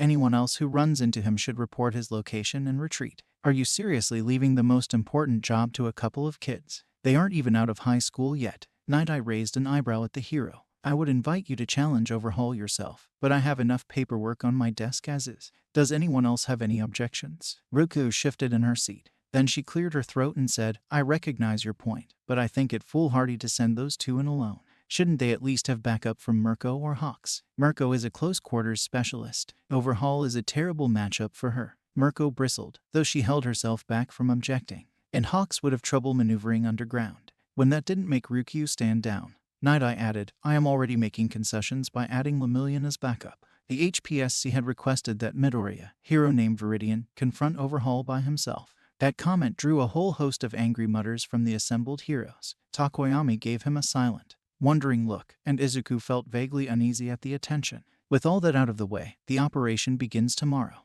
Any patrol routes you have will be reassigned or dropped, and any other engagements you've had will need to be cancelled. I think you all understand the reason behind the sudden haste. A few heroes grumbled, but none objected. The heroes each fielded questions of their own about their matchups with villains, the publicity they could expect, and how involved the police force would be. Mirko had left halfway through the queue in a session, and Izuku felt torn between following after his assigned hero and staying for the rest of the meeting. As he mulled over what to do, he sensed a flicker of movement behind him. He tensed, but the shadow simply slipped a note onto Izuku's seat. Opening it inside his notebook, he found it simply read, Want to chat for a bit afterwards. He had never talked much with Takoyami, but he was one of the few who stood against removing him from 1A. Meeting his eyes, Izuku nodded and folded the note shut. With the last of the questions answered, Sir Night Eye dismissed them all. As Izuku was leaving, the hero called out, Viridian, might I have a moment of your time? Takoyami gave Izuku a quick nod and slipped out. Izuku sighed and said, Yes, sir. Izuku paused at the entrance to Sir Night Eye's office. His fervor for All Might had faded beneath the sunlight of another world, but he could still appreciate the sheer value, rarity, and condition of the merchandise on display. The office felt like a temple, with posters for stained glass windows, figurines of all sizes in place of statues, and an All Might tablecloth laid over the desk like a decorative altar. Sir Night Eye, observing Izuku all the while, gave him an approving nod. It gladdens me to see such respect for All Might's legacy in his successor. Izuku caught a faint whiff of bitterness in his words. It's a bit soon to call me the #1 hero, isn't it? Did All Might tell you to keep it a secret from me? Izuku realized a few things in that moment. 1. The HPSC had told him about their theory. 2. That he hadn't talked to All Might about it. And 3. Sir Night Eye had strong feelings about it. He had not informed me who it was safe to discuss it with, Izuku said. It was technically the truth, but it still stung with the guilt of a lie. Sir Night Eye turned to face the largest poster in his collection, the one that loomed over his desk. I was his intern throughout my education at UA. Then I was his sidekick until I formed my own agency. I was one of the few people he trusted with his secret, one of the few that fought alongside him to rid the world of All for One. I thought that he valued my opinions, that he respected me as a fellow hero. Yet, when it came time to make a hard decision, when his own life was on the line, he refused to listen to me. He being here, with his quirk, after I swore to help him find and train his successor, is the greatest slap in the face he could have ever given me. He turned back around and cleaned off his glasses. However, you are not to blame for his actions, and I refuse to hold them against you. Just know that I am at your service, should you ever need it. Guilt slammed into Izuku like a sledgehammer, and for a brief moment, Izuku felt an overwhelming urge to tell Sir Night Eye the truth. However, he didn't know how close the hero was to the HPSC. He couldn't risk them digging into the real reason behind his powers, stumble into another world, and draw the eye of the Marines. I appreciate it, Izuku said instead, and I'm sorry you went through that. There's no use in dwelling on the past. Let us discuss the future. He pulled back the sleeve of his coat, exposing his hand before Izuku's eyes. I have a precognitive quirk that works off of tactile contact, though how it works and how far it can see aren't public knowledge. I have guesses, but they're only that. You're well informed. Specifically, I see events spool out like a film reel, for as far forward as I care to look. Going farther into the future makes it difficult to parse through individual frames, but I can manage about a decade before it gives me a migraine. Questions leapt to the tip of Izuku's tongue, but the somber tone of the room kept him from asking them. Instead, he asked, Do you want to see mine? If you would, it would put my mind at ease if I knew no harm would come to you from spearheading the operation. And if it did, you would change your actions and have me fight someplace else, Izuku reasoned, and would therefore change what you see until you see a desirable outcome. Sir Night Eye frowned. If only it were that simple. Still, one can only hope. Izuku held out his hand. Night Eye brushed his palm with his fingertips, and behind his eyes, Izuku could see a golden flicker like an ancient projector whirring away in his skull. Seconds ticked by, minutes stretched out, and still, Sir Night Eye did not move. Izuku was wondering if he should tap the hero or try to find help when Night Eye stumbled back into reality with a shuddering gasp. Sir Night Eye, are you all right? The hero gasped for breath. He wiped beads of sweat off his brow with a handkerchief and clutched his throat to keep himself from vomiting. Was this something I did? Izuku asked, on the verge of panic. Was it my quirk? Did I somehow shock you by accident? Sir Night-Eye's gaze flicked up to him, and the hero tensed before he forced himself to relax. I am not sure. Regardless, there's no permanent harm done and you had done nothing wrong. I will simply be more careful in the future. Do you need anything? Should I call anyone? No, there's no need for that. Night-Eye looked around in a daze. When he saw the mug sitting on his desk, he drained the whole thing in one gulp. Catching his breath, he asked, "Tell me, Midoriya, what do you want most in the world?" Caught off guard, Izuku threw a grin on his face and said, "To be the #1 hero. I made a promise to my friends." I see. Sir Night-Eye straightened and adjusted his shirt. You may leave. I have a few calls I need to make. Feeling disturbed, Izuku gently closed the door behind him. Walking outside, he hadn't expected Takoyami to still be lingering at the agency. Yet his classmate was waiting in the shadow of the building. Sorry about that, Izuku said. He wanted to make sure I was comfortable leading the raid. Right. Takoyami shuffled awkwardly. So, how is your internship going? From behind him, dark shadow slapped its own face. Izuku chuckled and said, Mirko's been great. I feel like I've been getting stronger. And I'm learning a lot as well. Takoyami spent a second imagining an even stronger Izuku and shuddered. I'm glad for you. My own internship doesn't feel the same. You have hawks, right? I do. And we've been going out on patrols almost every day. That's good. You're getting experience. I wish I was. What happens instead is, Hawks flies off and mops up every criminal in the area, while I help the sidekicks load them into police cars. I can't even come close to keeping up with him. If my internship has taught me anything, it's that I have a long way to go before calling myself a hero.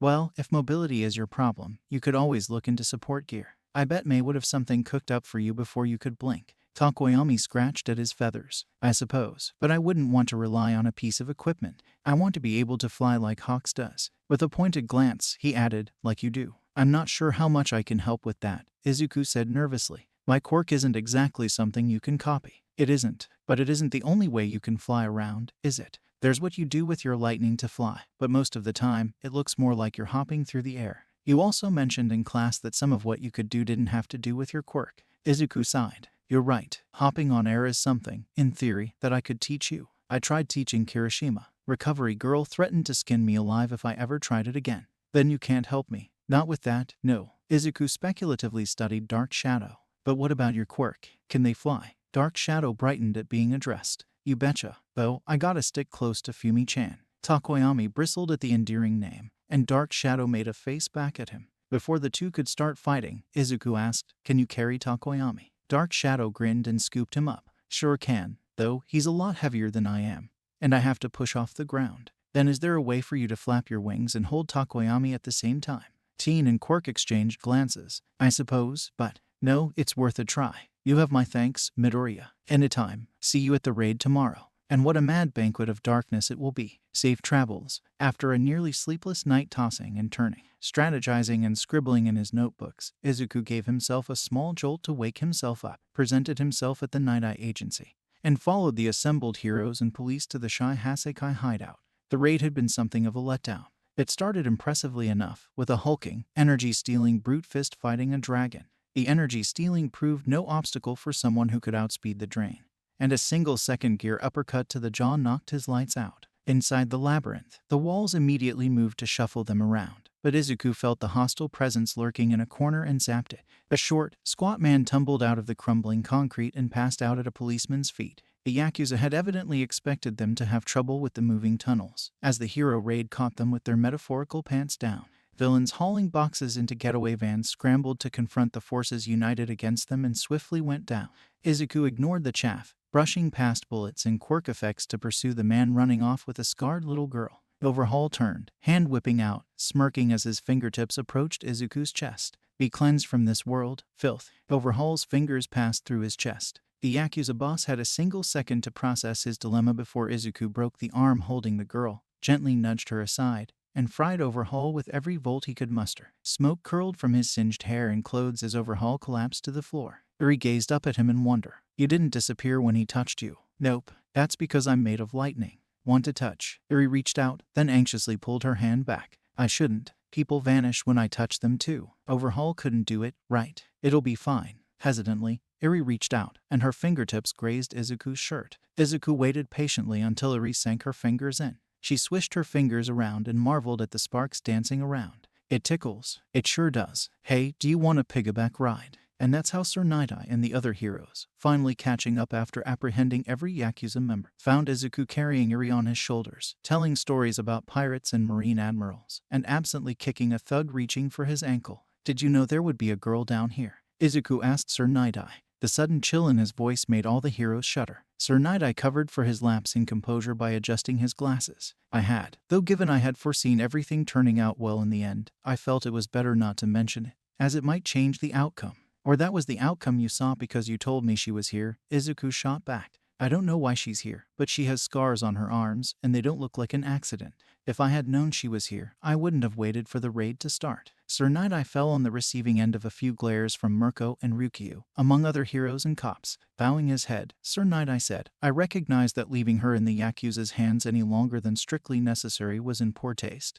But I could not compromise the mission. That said, if anything like this ever comes up again, I will mention it. Good. Looking up at Eri, he asked, Are you hungry? Eri stuck a hand in her mouth, torn about answering. Izuku gave her a gentle pat and said, They're not going to hurt you. It's okay to ask for food. Oh, then yes please. What's your favorite thing to eat in the whole world? I don't know. Well, let's go find out. Before anyone could stop him, Izuku soared out of the Yakuza hideout. As sparks flickered in Izuku's wake, Sir Nidai frowned after him. Mirko slugged him on the shoulder. Kind of a dick move, 4 eyes. You should have said something. Rubbing the shoulder, Mirai said, I had to be sure. And, to be honest, part of me was hoping what I saw was wrong. At that, Hawks tensed, though Mirko was facing the wrong direction to notice. As the heroes and police wrapped up the crime scene, Hawks slipped Nidai a slip of paper with a phone number. Mirai watched from a bird's eye view as an earthquake wreaked havoc across New York City. Heroes scrambled to evacuate civilians out of collapsing skyscrapers and triage the wounded. And people scrambled to rescue food and belongings before their homes fell apart. He wouldn't have even recognized the city if it weren't for the Statue of Liberty, standing defiant even as the oceans heaved and roiled around it. The salt water made its oxidized surface gleam like polished aquamarine, and its torch held aloft caught glimmering sun rays and sparkled. Even as the earth trembled and the seas thrashed against the city's shores, a greater disaster loomed over the horizon. A massive stormfront stretched across the entire horizon, rimming the city in a chilly shadow. Flickers of green lightning danced from cloud to cloud, casting the ocean in an emerald glow that made it look like a vat of frothing acid. The wind howled, and the sun dimmed as the clouds rushed in unnaturally fast, like a pillow smothering the life out of the city. Streetlights flickered on, and the people redoubled their panicked efforts to run from the end of the world. Once the veil drew over the city and snuffed out every last speck of the sky, the clouds parted. A towering being, vaguely resembling a man, as if a titan had clumsily sculpted lightning into its shape and couldn't quite keep its form distinct. One foot crashed down into the harbor, swamping Lady Liberty in an impromptu tsunami. Need power, the giant bellowed. Streetlights shattered and windows blew out as the entire electrical grid of the city flowed into the giant. More, need more. The electrical grid had no power left to give, but that didn't deter the giant. Lady Liberty, for one resplendent moment, shone in its original copper color, standing defiantly against the giant as America's protector, with a tablet for a shield and torch held aloft to strike down the invader. Then the copper disintegrated, rendered into plasma as the giant stripped the electrons off of every atom. The sea hissed and bubbled. The buildings peeled apart like old wallpaper, and even the ground drifted away like dust. The people had stopped running away. They stood in throngs, watching their end unfold, with belongings held limply in their arms and children clutched tightly to their chests. Heroes milled about them, checking for any wounded and lost. But even they grew still before the giant. Having drained the city dry, the giant turned its glowing eyes towards the people. One arm reached out, as if offering a helping hand. Lightning leapt from its fingertips. It struck a family, and they disappeared in a flash, snuffed out, gone. The people barely had time to register what had happened when the giant spread its fingers wide. Lightning raced out, vanishing each person it touched, until all that remained of New York was a flat, desolate plain. Chicago, Houston, Los Angeles. The giant swept across the country, draining the power and landscape dry and zapping every person it could find.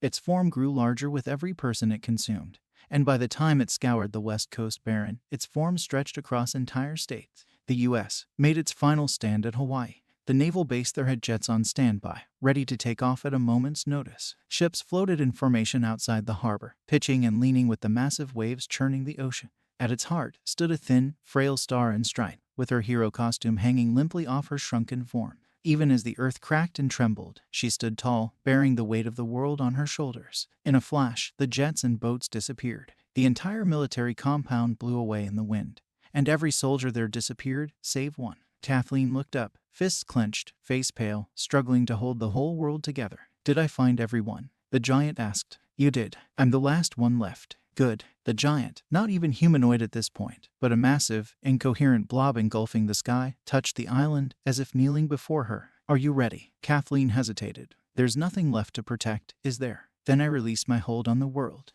Her shoulders relaxed. A ripple spread through the planet. Cracks split the continents, and the oceans boiled. "That just leaves Japan, doesn't it?" The giant nodded. "I don't think I'm strong enough. I still need more power. Then I have one last thing to try before I go." Kathleen Bates' last words were lost in the cacophony of the world's demise.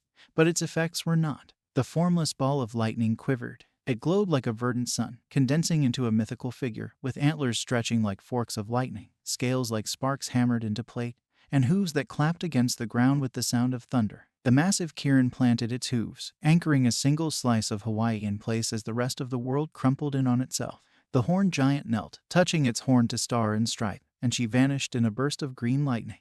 As the scene faded away, Sir Night-Eye saw the Kirin turn towards him. Its eyes widened in surprise, and a bolt of lightning shot towards him. Mirai bolted out of bed. Gasping for air and sweating profusely, Mirai stumbled on shaking legs for the bathroom. After dousing his face in the sink, his eyes darted across the room. He still didn't understand what he saw or how it could come to be, but that was Izuku's future, and that was Izuku's power destroying the world. Who could he tell? But all might listen to him when he failed to heed his warnings 5 years ago. Would Nezu listen when he was clearly hiding something about the boy? Who else had the resources to halt a world-ending disaster? Sir Night-Eye dialed the phone number Hawks gave him.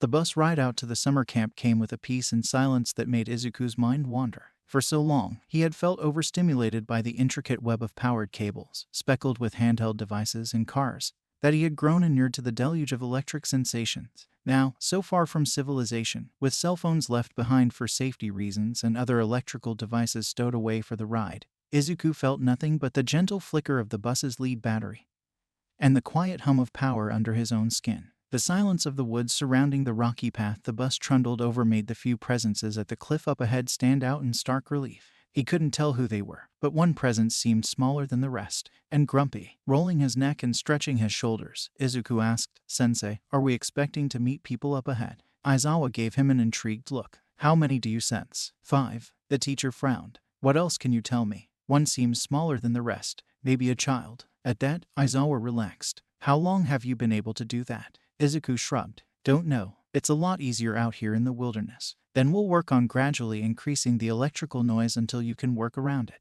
The bus groaned to a stop. The students all filed off, stretching and chatting amiably while Izuku waited for the surprise. The wild pussycats didn't keep him waiting long. Tiger catapulted himself up the cliff with his stretchy limbs, while Pixie Bob rose on a column of earth with Mandalay, Ragdoll, and a child at her side. While the heroes gave their introduction, Izuku looked around the clearing. Shelter was nowhere to be seen, and the only sign of civilization anywhere was a thin plume of smoke miles through the forest. Izuku grinned as he realized what their first test would be. Lost in his daydreams, Izuku almost missed the kid walking up to him. Scowling up at him, Kota said, "Some hero you're going to be. You're not even listening." "I am capable of paying attention to more than one thing at a time," Izuku said without looking down. "I wouldn't be much of a hero otherwise." "Oh yeah, then pay attention to this." Kota kicked. His foot went through Izuku's groin. He yelped in surprise as he tipped backwards, and Izuku swiftly caught him before he could fall. "Nice kick," Izuku said, "but you need to keep your balance. You can't go falling over if someone dodges, right? Why, you used your quirk. That's cheating.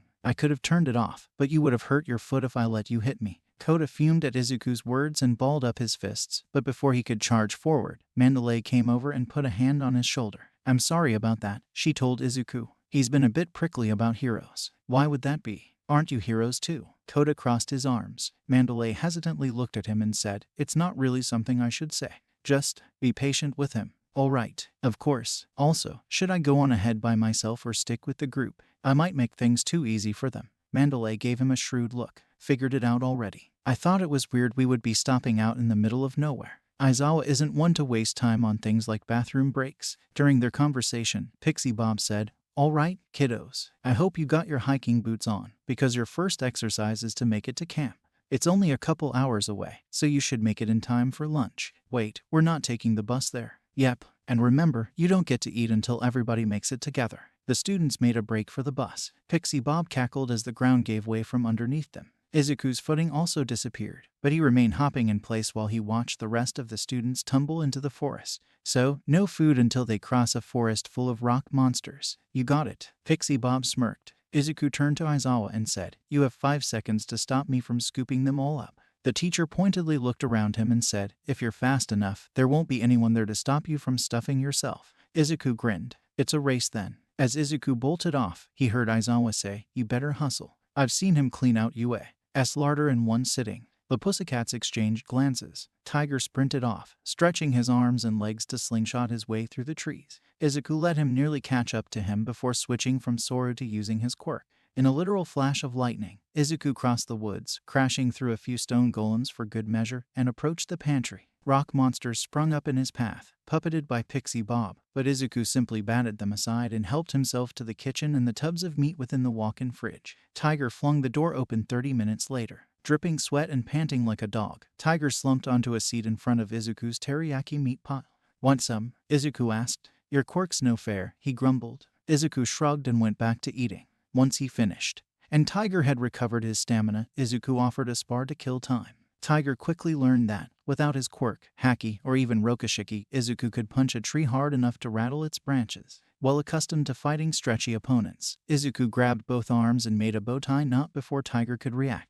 "Well, this is embarrassing," Tiger said as he worked to undo the knot. "Consider it practice. Also, if you get the knot undone before anyone gets here, nobody will know about it." Tiger made a valiant effort of it, but he was still stuck when Mandalay and the others made it back. Ragdoll bent over laughing at the sight of Tiger's tied arms, and Kota glared at Izuku like he had dumped chili flakes in his cereal. Lunch had come and gone, and Izuku was contemplating whether he'd have an afternoon snack when his one of classmates finally stumbled into camp. Disheveled, clothes torn and skin scratched up, looking as though they had run afoul of squirrels from the Grand Line. Minta sank to his knees and shouted to the heavens, "Finally, food!" Izuku made a big show of picking his teeth. "Oh hi guys, it'll be a few hours." They didn't pack enough food, so Aizawa had to run into town. The class looked at the empty, sauce-strewn plate before Izuku, then at Izuku's greasy cheeks. Izuku savored the look of utter betrayal on their faces. It looked like he was plotting murder again, and even Kirishima was saying less than manly things under his breath. Before Bakugo could try to strangle him, Aizawa came out and said, "The camp was well informed of Midoriya's appetite. Rest assured there will be plenty for everyone." The class cheered in unison. "After you finish making it." Their cheers swiftly died. They looked to Sato for salvation, but Sato sheepishly scratched behind his neck. "Sorry guys, I'm a great baker, but not so hot on the grill." In the silence that ensued, Bakugo snorted. "Fucking useless, all of you. Got a problem with us, Bakugo?" Gyro asked dryly. "Yes, none of you fuckers know how to cook. Then teach us, oh great sage of the kitchens." Bakugo rolled up his sleeves. "Right, spiky hair, you're on cutting duty, because you're the only dumbass here I trust not to cut their fingers off." "You got it, dude," Kirishima said. "And anytime I say anything, you all answer with yes, chef. If you're going to make me do all the work, you could at least do me the courtesy of acknowledging it. Do you understand?" "Yes, chef. Right away, chef." The class grumbled, and Minta said, "What gives you the right to be the boss of us?" Bakugo's palms crackled as he loomed over Minta. "Grape bowl, you're on dish duty." "Got it." Tears streaming down his face, Minta stammered, "Why yes, chef." In short order, Bakugo had the entire class slicing vegetables, rinsing rice, and skewering chunks of chicken and beef over the grill. Bakugo tended to the marinade personally, holding a bowl in the crook of his arm, adding spices with one hand and stirring with the other, grumbling all the while about not having time to do a proper curry, and at the same time berating every mistake his classmates made. "Icy hot. If I wanted lumps of charcoal in the curry, I'd ask your dad to save them from a collapsing bridge. You're on dish duty. Sato, pick up the slack. If those chicken pieces turn out raw, I'm making you eat them." "Yes, chef." Sato seemed to revel in the high-stress kitchen environment. Kaminari, on the other hand, floundered before a pot of rice. "How the hell did you manage to burn the rice and have it come out as soggy mush?" "We're making rice, not kanji." "I did what you said. I put the rice in the water and boiled it." Bakugo rolled his eyes. "Great bowl, congrats, you're promoted. Don't fuck this up." Kaminari, I'd put you on dishes if I wanted everyone else there electrocuted, which is growing more tempting by the second. Instead, you get to be the grape's hands. Thinking herself out of earshot, Mina whispered to Hagakure, part of me really wants to hear him shouting about lamb sauce. Hagakure went still and quiet, hoping the silent menace stalking behind Mina wouldn't notice her. Sensing the change in atmosphere, Mina turned around and gulped at the sight of Bakugo's irritated eyebrow twitch. Got something to say to me? Xenomorph reject. Yes, actually, Gordon Ramsay called. He wants his kitchen rants back. Did you just compare me to that jumped-up British twat? Gyro smugly cut in.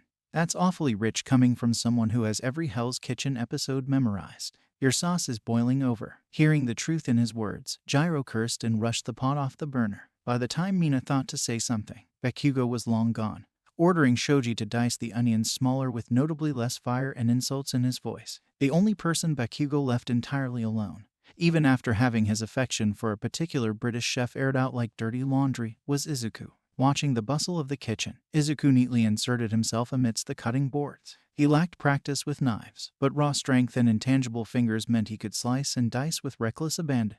Bakugo walked over and froze mid-step by Izuku's cutting board. He glanced between the pile of mangled garlic pieces and Izuku's dull knife. Is there something wrong? Izuku asked coolly. Did your mom teach you to dice garlic? She did, but this way is much faster. It's also blunting the knife and wrecking the cutting board. Izuku glanced past the pile of garlic and noted the long gouges in the bamboo slats. Mashed garlic pressed itself into every crevice. I'll be more careful then. Nodding, Bakugo stiffly turned away and went back to assembling the curry. He accepted Izuku's pile of minced garlic without further complaint, dumped in canned tomatoes and spices, then stirred in the meat and a splash of cream. This looks a lot redder than I was expecting, Kirishima said. Isn't curry normally brown? Japanese curry is, Momo pointed out. Bakugo had us make an Indian version. Everyone scrambled to tidy up the last of the dishes and grab a plate. Shoji doled out the scoops with spare arms while he spooned his own curry into his mouth. Izuku, remembering Bakugo's fondness for reckless amounts of spice, cut his curry with an extra splash of leftover cream. Everyone else got to enjoy the full brunt of Bakugo's gastronomical masochism. Some, like Kirishima and Ada, stoically weathered the inferno on their tongues. Others ran for water, and the wisest among them sought out milk or yogurt. Yet, even dairy proved powerless before the assault of cayenne and chili powder upon the tongue. Despite that, everyone cleaned their plates, and a few even went back for seconds. Panting from the exertion of forcing down his third plate, Kirishima patted his face with a paper towel and said, Sheesh, Baku bro, how do you handle that much heat? Bakugo snorted. It's called flavor. Not my fault none of you know how to season your food. Ajiro thumped his tail on the ground. I've tried death spice challenges milder than that. Are you sure there isn't something about your quirk that kills your sense of taste? His sense of hearing. Absolutely, Izuku said. But not sense of taste. The doctors checked for that. Bakugo rounded on him. No one asked you, to Izuku. Izuku raised an eyebrow at that. Bakugo had spent a lot of time avoiding him, but this was the first time he heard him forcefully keeping himself from using that old childhood nickname. Izuku might have commented on it if they were alone, but with everyone around them, he instead elected to pretend he hadn't noticed. I have embarrassing childhood stories as well if anyone wants to hear them. On his 5th birthday, when he still didn't have good control over his sweat, he tried to grab a chunk of his birthday cake. Bakugo lunged. Izuku thought about letting Bakugo pass right through him, but that felt like cheating. Instead, he ducked under Bakugo's hands, grabbed him by his collar and the back of his shirt, and slammed his belly onto the table. Bakugo scooped up a glob of half-eaten curry and blasted it into Izuku's face. The resulting food explosion stung Izuku's eyes and blinded him long enough to wriggle free. When we were 7, Izuku got so excited over a limited edition All Might figure at Christmas that he, fast as lightning, Izuku shoved a plate of curry into Bakugo's face. While he choked on rice, Izuku swept one leg out from under him, twisted his arm behind his back, and kept the palm pressed against his skin. At school, he heard that you could split an apple by holding your finger over the stem and whacking it with your forehead. When he tried, he forgot to account for his sweaty fingers, and Bakugo planted his feet on the table and flipped himself over, taking Izuku with him. He got a new pair of All Might underwear for his 6th birthday and didn't like that no one else could see him. So, on the subway, a swift elbow to the gut had Bakugo wheezing, catching him in a headlock. Izuku wrestled his arms to the side and said, when we were little, Bakugo wanted to know if real worms tasted the same as gummy worms. So, he dug a whole bunch of them out of the backyard and you tried them too. As they tussled, a capture scarf bound them both up. We just got here, and you're already misbehaving, Aizawa said from behind them. Izuku shot back a cheeky grin. Were you expecting any different? From students of UA? And future professional heroes, yes. Midoriya, Bakugo, you two clean everything up. The rest of you may head to the hot springs. Many cheers went around the tables. Hiroshima gave Bakugo a commiserating clap on the back as he walked off, but neither he nor Izuku felt too regretful at being left behind. Do you think Mr. Hobo realizes that I can't do hot springs? I sweat explosives for crying out loud. I can't either. Standing water makes me weak. I'd drown if there wasn't somebody holding me up. Izuku pointedly kept his hands out of the sink while he dunked the dirty dishes into the soapy water. Bullshit. We had that kiddie pool back when we were little. Didn't seem so weak when you were splashing me. It's a recent development. Like the lightning, super speed, flight, super strength, and all the other BS. Your quirk does. The quirk you didn't have your whole childhood. That's the one. The one you got by eating a fruit a pirate gave you in another world. If your stories aren't completely made up. Izuku put a dish down. I don't remember mentioning that. You didn't. But you did mention devil fruits giving other people powers. And you also mentioned how they make it so you can't swim. You were paying attention. Of course I was. One day you were normal, and the next, you came back tall, tan, covered in scars, and built like a German tank. You kicked ass and didn't take shit from anybody, not even the principal. I thought maybe you got hit with a quirk. Or you were somebody else pretending to be you. Bakugo gathered up empty cans and bags lying around and shoved them into the garbage. I thought those stories were bullshit to cover up everything wrong with you, so I paid attention. I tried to catch you in a lie. Here you contradict yourself, but no matter how ridiculous and far-fetched your stories got, you always kept them straight. I started noticing things. The scars line up with the fights you go through. You know about first aid and giving stitches. You didn't even blink when all those villains showed up. Even your fighting style is weird. Monkey Boy said so himself. Are you going somewhere with all this? Izuku asked next to a stack of immaculate dishes. You may have gotten a bullshit power dumped into your lap. I got one too. Bakugo let crackles dance in his palm. It doesn't mean shit. I'm still going to beat you and be the #1 hero. Izuku turned to examine his former childhood friend. Part of him wanted Kaken back, wanted to rekindle that friendship he thought they had throughout their childhood.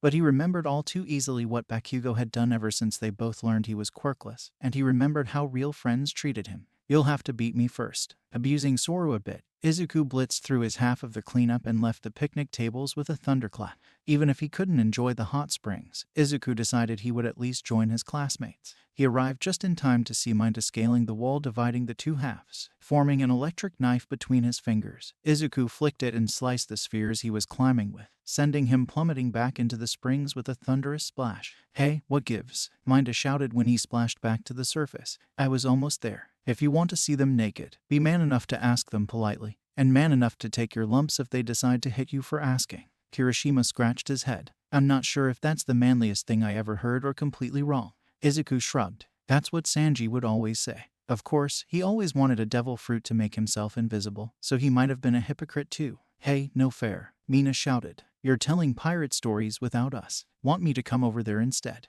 Izuku asked. Well, if you tell us one of your best stories. From the other side of the wall, Izuku heard someone getting dunked underwater. Gyro shouted, ignore her, she does not speak for the rest of us. Hey, I'd be fine with it. Of course you would be. You're invisible. You all realize that Mina and Midoriya are both joking, right, Jiro? They are, Momo asked. Well, that's a relief. I thought I'd have to make swimwear for everyone. You're being sarcastic, right? Beg your pardon. You're not being sarcastic. Jiro. Well, Izuku said, crouching down next to the steaming water, I guess I can't tell that exciting of a story if someone's going to miss out. I suppose there was this one time we stopped on an island with hot springs. Half the male audience groaned. Come on, Kaminari said. That's boring. Hey, boring is nice sometime. That was right after the island with all the kung fu mantises. I was covered head to toe in bruises, and Luffy still had his arms and legs tied into a ball. Wait, kung fu mantises. You never mentioned those. Were they giant mantises? No, regular size. They can throw a mean punch though. Izuku shivered. There were hundreds. But that's a different story. I'm telling you about Hot Spring Island. More groans went around the hot spring.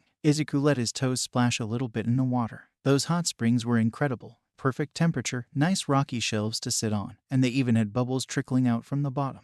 Are you sure those bubbles came from the spring? Sato cheekily asked. A resounding chorus of boos came from the other side of the wall. Sato flung some water up and over the wall and got a few shrieks in response. It was bubbling before we got in, so I would sure hope so. But anyways, there we all were, buck naked, clothes strung out in the trees, all relaxing in the springs, when every bird on the island suddenly took off into the sky. That got us on edge, which was a good thing, because otherwise we might have missed it when the whole island started to shake. Dude, was the whole island a volcano? Izuku smirked. We were just starting to leave when a giant column of magma shot into the sky. Wouldn't that be lava? Ada corrected. Sure, lava then. Some of the crew managed to grab their clothes on our way back to the ship.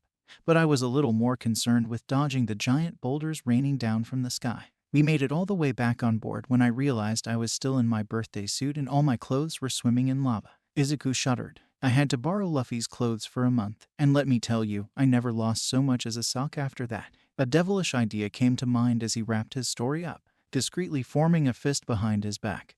Izuku asked, did you all feel that? Everyone went alert. Feel what? Izuku waited a few seconds, then said, nah, must have been my imagination. Just as everyone started to relax, Izuku faked a sneeze and punched the ground hard enough to rattle the stone around the hot springs. Everyone shot up and said, what was that? Hey, you felt it too. Oh god, are we on top of an active volcano? Shoji gave Izuku a bland look while everyone else started evacuating the springs. When they saw he hadn't moved, Shoji wriggled an ear sticking out from his extra limbs and said, Izuku's pranking us. What? Really? How did he do that? Izuku held up a dirt-coated fist. Everyone groaned and turned back to the springs, only for Aizawa to arrive. Good, you're already getting out. It's time to get some sleep. You all have a long day ahead of you tomorrow. With those ominous words, Eraserhead disappeared back into the night. Grumbling under their breaths, the Wana students got dressed and ready for bed while Izuku watched the stars. Living in Musutafu meant he never got to see the stars anymore, like they would back on the Going Merry. It all looked wrong. The stars seemed distant and dimmer, and even the moon had lost its luster. But for all this world seemed lesser than the one he had left, he still felt glad to be back. Maybe he didn't entirely belong anymore. Not with his strength and what people thought of it, but if his classmates proved anything, it was that he could make a place for himself here. The stars might be different and the moon smaller, but it was still his home.